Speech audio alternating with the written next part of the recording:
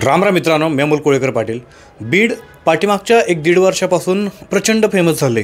ते म्हणजे अनेक कारणं असतील. त्याच्यामध्ये सगळ्यात महत्त्वाचं कारण, ज्या कारणामुळे बीड जास्त फेमस झालं म्हणा, किंवा बीडची गुन्हेगारी पार्श्वभूमी, बीडमधली दहशत जी समोर आली, ते म्हणजे संतोष अण्णा देशमुखांचं आपलं हत्या प्रकरण असेल. ज्या पद्धतीनं संतोष अण्णा देशमुखांची अत्यंत क्रूरपणे हत्या करण्यात आली होती, आणि या हत्याकांडामध्ये जेवढे आरोपी होते, एक आरोपी फक्त सोडला, तर बाकी सगळ्यांना आता जेल झालेली आहे. सगळ्यांना नाही झाली, एक माणूस राहिला. आता तो माणूस कोण आहे ते तुम्हाला कमेंट करून सांगायचं आहे. पण आज पुन्हा एकदा त्या बीडबद्दल बोलावं असं वाटतं, किंवा बीडच्या संदर्भातला तुमच्यापर्यंत माहिती पोहोचवावी अशी वाटते की धनंजय मुंडे सध्या बीडमध्ये म्हणा किंवा परळीमध्ये नगर परिषदांच्या निवडणुकांचा प्रचारांचा जोरदार हंगामा सुरू असल्या कारणामुळे पुन्हा एकदा ते फेमस झालेत किंवा प्रकाश झोतात आलेत. ते म्हणजे असं की बीडमध्ये, परळीमध्ये एका कार्यक्रमामध्ये भाषणामध्ये धनंजय मुंडे बोलता बोलून गेले की जगमित्र नावाचे जे काही त्यांचं ऑफिस होतं, या ऑफिस सांभाळणारा व्यक्तीचं मला प्रचंड आठवण येते. म्हणजे हे जगमित्र शुगर्स नावाचे जे काही ऑफिस होतं, हे कोण सांभाळत होतं आपल्या सगळ्यांना माहिती आहे. वाल्मिक कराड त्या ऑफिसमध्ये बसायचा, आणि तो वाल्मिक कराड सगळं ते प्रकरण किंवा त्या ठिकाणी आलेल्या लोकांना मदत वगैरे करायचं, जे काही त्याचं काम असेल ते त्या ठिकाणी बसून करत होता. परंतु वाल्मिक कराडची जर धनंजय मुंडेंना आठवण येत असेल, तर मग मात्र तुमच्या आमच्यासारख्यांना विचार करायला लावणारी गोष्ट आहे. आणि खरोखर जर धनंजय मुंडेंना इतकीच वाल्मिक कराडाची आठवण येत असेल, तर न्यायपालिकांनी, न्यायव्यवस्थेने एकदा धनंजय मुंडेंची भेट घडवून आणायला काय हरकत आहे वाल्मिक कराडांची? जर इतक्या जीवाभावाचा मित्र असेल आणि जीवाभावाच्या मित्राला एवढ्या दिवसानंतर आठवण येणं स्वाभाविक आहे. लक्षात घ्या, बीडमध्ये देवेंद्र फडणवीस ज्यावेळेला बीडमधलं हत्याकांड घडलेलं, त्यावेळेला ते नुकतेच मुख्यमंत्री झाले होते, आणि नागपूरच्या अधिवेशनामध्ये सभागृहामध्ये ते बोलले होते की संतोष अण्णा देशमुखांच्या प्रकरणामध्ये जो कोणी आरोपी असेल त्याला आम्ही 6 महिन्याच्या आतमध्ये फास्ट ट्रॅक कोर्टामध्ये केस चालवू आणि 6 महिन्याच्या आतमध्ये न्याय देऊ, पूर्णपणे त्या आरोपींना शिक्षा देऊ. तुम्हाला माहिती आहे, ह्या नोव्हेंबरच्या 9 तारखेला 1 वर्ष पूर्ण झालं संतोष अण्णा देशमुखांना. अजूनपर्यंत कृष्णा आंधळे नावाचा एक आरोपी हा पोलिसांना सापडला नाही. आता पोलिसांना तो सापडला नाही का पोलिसांनी त्याला शोधणं सोडून दिले, हा पाठ वेगळा आहे. बरं, ज्या वाल्मिक कराडकडे असं सांगण्यात येत होतं की 4,000-4,500 कोटीची संपत्ती आहे, तुमच्या सगळ्यांना माहिती होतं, आपण त्या गोष्टी कव्हर केलेल्या आहेत बऱ्याच ठिकाणी, बऱ्याच वेळा. वाल्मिक कराडच्या रोज संपत्त्या समोर येत होत्या. कधी पिंपरी चिंचवडमध्ये फ्लॅट यायचे समोर, कधी त्या बार्शीमध्ये जमीन यायच्या, 40-40 एकराचे प्लॉट यायचे, अशा अनेक ठिकाणी जमिनी यायच्या. वाल्मिक कराडची 2-2 बायका होत्या, एक परळीला राहायची, एक पिंपरी चिंचवडमध्ये राहायची. ह्या सगळ्या प्रॉपर्ट्या कोणाच्या होत्या किंवा ह्या सगळ्या गोष्टी कोणाच्या होत्या ह्याचा अजूनपर्यंत तपास नाही लागला. म्हणजे तुम्ही विचार करण्यासारखी गोष्टी, 4,000-4,500 कोटींचा मालक वाल्मिक कराड सांगितलं जात होतं. पण 1997-98 साली गोपीनाथ मुंडे यांच्या घरी घरगडी म्हणून काम करणाऱ्या व्यक्तीकडे 20 ते 25 वर्षामध्ये इतक्या मोठ्या प्रमाणामध्ये संपत्ती आली कुठून बाबा, याच्याबद्दल कुणाला अजिबात काही घेणं देणं पडलं नाही. म्हणजे या देशामध्ये ED, CBI, income tax, GST जे काही असेल ते फक्त आणि फक्त ठराविक लोकांवरतीच कारवाई करतात, किंवा मालकाने सांगितल्यानंतरच आपल्याला जेवढा तुकडा टाकला आहे तेवढ्या ताकदीनुसार आपण काम करायचं. हे या यंत्रणांचं काम आहे का? कारण जर असं नसेल तर मग या वाल्मिक कराडला ज्यावेळेला पकडला गेला, किंवा ह्याच्या संदर्भातल्या ज्यावेळेला संपत्त्या सांगितलं जप्त करू, आम्ही संपत्त्या विकू, असं करू तसं करू, आजपर्यंत काहीही झालेलं नाही. बरं, इतकंच आहे का? धनंजय मुंडे यांच्यासोबत त्यांची किती मोठी लिंक जोडली होती. वाल्मिक कराड याचं CDR ज्यावेळेला काढलं त्यावेळेला धनंजय मुंडे यांच्यासोबत CDR निघाला असेल ना, परंतु कुठल्याही प्रकारे धनंजय मुंडे साहेबांची अजिबात चौकशी देखील झाली नाही. त्यांना 5 मिनिटासाठी पोलीस स्टेशनला बोलवून साधी चौकशी देखील केली नाही की बाबा तुमचा जवळचा मित्र जो जेलमध्ये आहे 8-9 महिन्यापासून, 1 वर्षभरापासून, आणि त्या मित्राची तुम्हाला आता प्रचंड आठवण येते. इतक्या जवळच्या मित्रांनी संतोष देशमुखांना सरपंचांची अत्यंत क्रूर आणि वेदनादायी हत्या घडवून आणली. या प्रकरणामध्ये तुमचं म्हणणं काय? साधं एवढं स्टेटमेंट देखील रजिस्टर्ड कुणी केलं नाही. याच धनंजय मुंडेंचे कृषी मंत्री असतानाचे जे घोटाळे झाले होते, अंजली दमानी या दमल्या कागदपत्र दाखवून इतकी कागदपत्र दाखवली की त्या धनंजय मुंडेंना क्लीन चिट मिळाली कृषी घोटाळ्यामध्ये. का? तर ते मंत्रीपद मिळावं अशी इच्छा होती बऱ्याच जणांची, म्हणून ते पहिलं क्लीन चिट मिळवून साफसफाईच करून घेतली. आपण एखाद्या नवीन घरामध्ये जाताना बघा त्या घराची सगळी साफसफाई करतो. इथे चारित्र्याची साफसफाई करायचं काम केलं होतं, पण दुर्दैवानं जे नाही झालं, म्हणजे मंत्रिपद नाही मिळालं, तो पार्ट वेगळा आहे. पण इतका मोठा कृषी घोटाळा झाल्यानंतर देखील कुठल्याही प्रकारची साधी चौकशी झाली नाही, ना कुठल्या चौकशीला बोलवलं, ना कुठलं स्टेटमेंट रेकॉर्ड झालं. याचबरोबर शेतकऱ्यांनी देखील खूप मोठ्या प्रमाणामध्ये त्यांच्यावरती आरोप केलेले. म्हणजे कृषी मंत्री असताना त्यांना शेतीची अवजारं कमी अनुदानामध्ये मिळवून देऊ म्हणून वाल्मिक कराडनी प्रत्येक शेतकऱ्यांकडनं लाखो रुपये गोळा केले होते. ते त्यांच्या सरकारी बंगल्यावरती मुंबई इथल्या त्यांनी दिले होते पैसे. इतके धडधडीत आरोप केले होते शेतकऱ्यांनी, परंतु त्या आरोपांबद्दल कुठं ते आरोप निघून गेले, ते शेतकरी गायब झाले. ना धनंजय मुंडेंची चौकशी झाली, ना वाल्मिक कराडची त्या संदर्भात काय चौकशी झाली. हे सगळ्या गोष्टींना पाठीशी कोण घालते? या राज्याचा मुख्यमंत्री कोण आहे? या राज्याचं गृहमंत्रालय कोणाच्या हातामध्ये? बरं, हे मुख्यमंत्री आणि गृहमंत्री होण्याच्या अगोदरपासूनचे एकदम खास दोस्त आहेत बरं का. म्हणजे असंही नाही की बाबा हे आता गृहमंत्री आणि मुख्यमंत्री झाल्यापासून, अजिबात नाही. हे आपले मामू मला वाटते मेयर होते नागपूरचे, किंवा त्याच्या अगोदरपासून सामान्य कार्यकर्ता होते.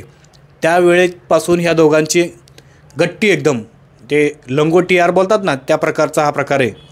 इतकी जवळची मैत्री, घट्ट मैत्री. आणि या मैत्रीमुळं स्पष्ट दिसतंय महाराष्ट्र काय एवढा येडा नाही आहे, महाराष्ट्र दूधखुळा नाही आहे की याला सगळं दिसायला. महाराष्ट्रातल्या जनतेला एवढं बरोबर दिसते की ह्या मैत्रीचं त्यांनी पांग फेडलं मामूनी. इतके मोठे प्रकारचे आरोप झाल्यानंतर देखील मित्राच्या पाठीमागे पहाडासारखा उभा राहिला आपला मामू. अरे मामू, खरं तर काय बोलावं असं, म्हणजे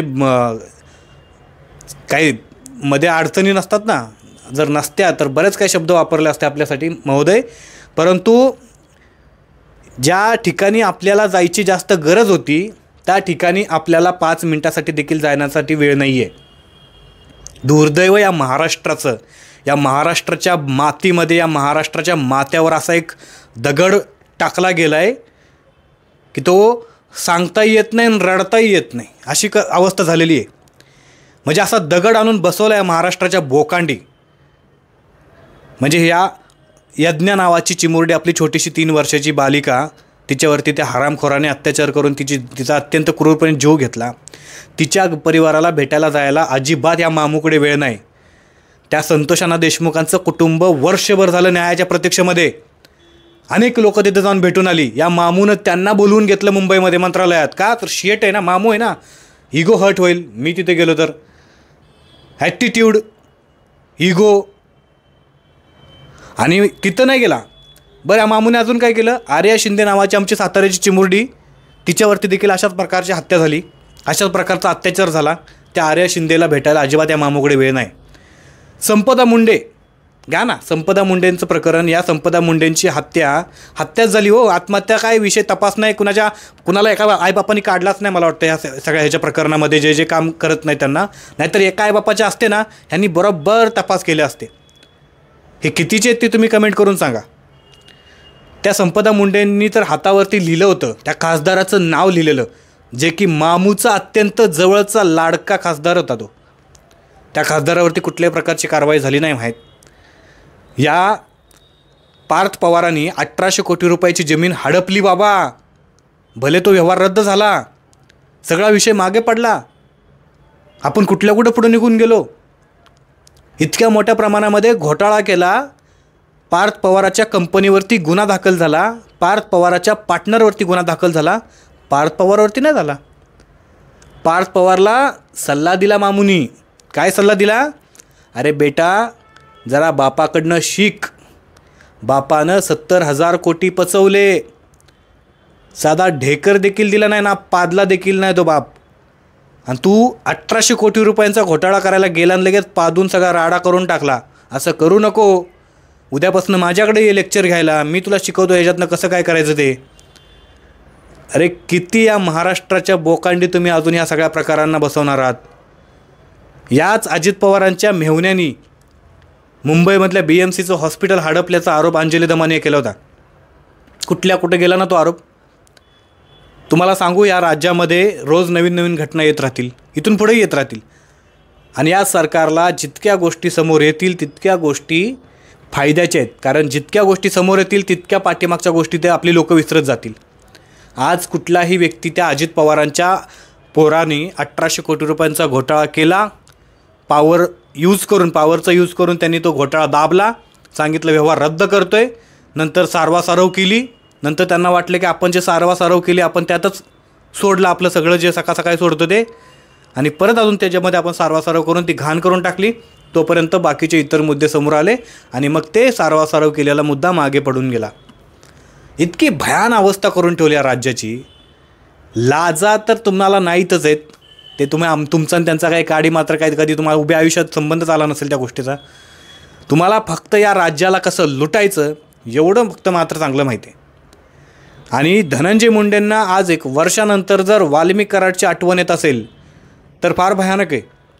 मला आणखी एक गोष्ट आता आठवली म्हणून तुम्हाला सांगतो. या धनंजय मुंडेंनी मोठ्या निदड्या छाती ठोकपणे पत्रकार परिषद घेऊन सांगितलं, माझी नार्को टेस्ट करा. जितक्या टेस्ट करता येतात या यंत्रणेला तितक्या सगळ्या टेस्टला मी सामोरं जायला तयार आहे. ज्यावेळेला मनोज जरांगे पाटलांनी माझ्यावरती किंवा माझ्या हत्येचं प्लॅनिंग केलं, धनंजय मुंडेंनी अशा प्रकारचे आरोप केलेले, यावेळेला धनंजय मुंडेंनी छातीठोकपणे सांगितलेलं की माझी नार्को टेस्ट करा ना. काय झालं? कुठे गेलात? त्या मनोज जरांगे पाटलांनी तुमच्यासाठी ते अर्ज देखील दिला जालना पोलिसांना, बीड पोलिसांना, की बाबा आमच्यातर्फे आम्ही तुम्हाला विनंती करतोय आता तरी करा नार्को टेस्ट. कुठे गायब झालेलं तुम्ही इतक्या दिवस? या राज्यातल्या जनतेला आता सगळं समजून घ्यायचं आहे. एक व्यक्ती आहे देवमाशासारखा या सगळ्यांना किंवा या सगळ्यांच्या चुका आपल्या पदरात घेतोय, आणि इतक्या पदरात घेतोय की साडी सकट पदर देखील फाटत आला आहे पूर्ण, किंवा फाटला आहे म्हणा. आणि हा देवमासा अक्षरशः नागडा उघडा पडलेला आहे पूर्ण. इतकं एखाद्याला पोटात घ्यायचं, इतकं एखाद्याच्या चुका पोटात घ्यायच्या.